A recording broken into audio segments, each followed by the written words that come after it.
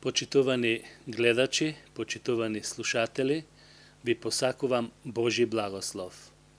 Денес ќе зборувам една многу важна тема во врска со Христовата крв или жртва како темел и оправдание на нашето спасение.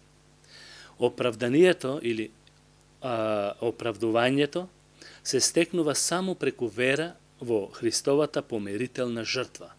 Апостолот Павле во Римјаните 3 глава 25 стих пишува: Него, се мисли на Исус Христос, Бог го постави да биде помирителна жртва преку вера во Неговата крв, за да ја покаже својата праведност во опростување на сите дотогашни гревови, преку Божјата долготрпеливост и да ја покаже праведноста во сегашно време, дека Тој е праведен и дека го оправдува секој кој верува во Исус Христос.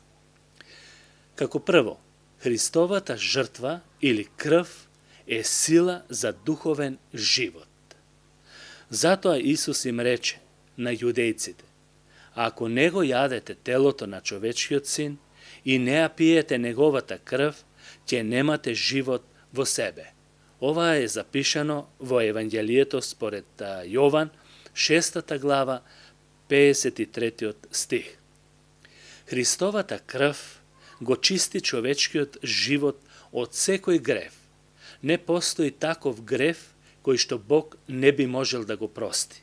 Затоа апостолот Павле, односно Јован, тој пишува вака: ако одиме во светлина, како што тој е светлина, имаме заедништво еден со друг. И крвта на неговиот син Исус Христос не очистува од секој грев. Ова стои запишано во првото послание до Јован, 1 глава, 7 стих. А пак во Евреите 9 глава апостолот вели: иако крвта на јарците и биковите и пепелта од јуница со која се попраскуваат нештата што се нечисти, осветува за чистење на телото, колку ли повеќе крвта на Христос, кој преку вечниот дух му се принесе сам себе си на Бог без недостаток, ќе очисти нашата совест од мртвите дела, за да му служиме на живиот Бог. Ете прекрасен начин на избавување преку Христовата жртва. Христовата крв понатаму осветува.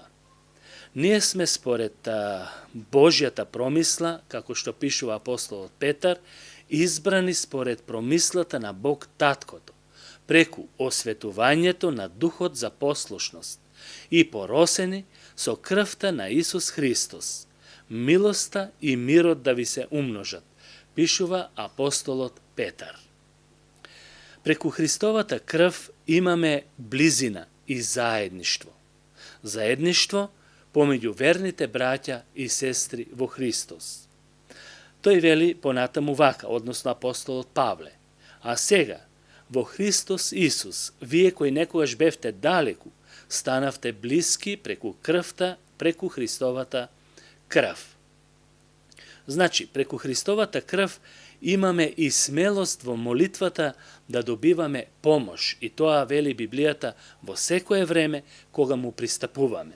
И така, браќа, кога имаме слободен влез во најсветото место, вели апостол Павле, преку крвта на Исус Христос, кој ни го отвори новиот и животодавниот пат низ завесата, односно преку неговото тело, и откако го имаме врховниот првосвештеник Исус над Божјиот дом, да му пристапиме со искрено срце, целосна вера, со срца кој преку попраскување се очистени од лукава совест и со тело измиено во чиста вода.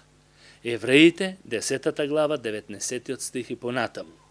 Значи, во кое време и да дојдеме при Исус во молитва, преку молитва, Тој ќе ја послуша нашата молитва. И Тој сака да ни помогне во било кој облик во нашиот живот. Понатаму преку Христовата крв, многу е важно ова, имаме победа над силите на злото и над сатаната. Секако, секој човек е искушуван преку таа сила на злото, односно преку сатаната, отпаднатиот ангел. И Библијата нагласува дека тој, големиот змеј, беше исфрлен, старата змија, наречена ѓавол и сатана, што го мами целиот свет. Значи го мами целиот свет. Уште тогашно време, па се до денешниот ден. Тој беше фрлен на земјата и неговите ангели беа исфрлени со него. Тогаш слушнав силен глас кој зборуваше на небото. Сега дојде спасението и силата и царството на нашиот Бог и власта на неговиот помазаник Христос, зашто е исфрлен обвинителот на нашите браќа, кој ги обвинуваше деноноќно пред нашиот Бог, и тие го победија со крвта на јагнето и со зборот на своето сведоштво. И не го засакаа својот живот се до смртта. Зошто не го засакаа? Во смисла не се откажаа од Господ Исус Христос кога им беше најтешко и кога сатаната ги искушуваше. Затоа што преку Христовата крв секој христијанин има потполна сила и власт за победа над сатаната.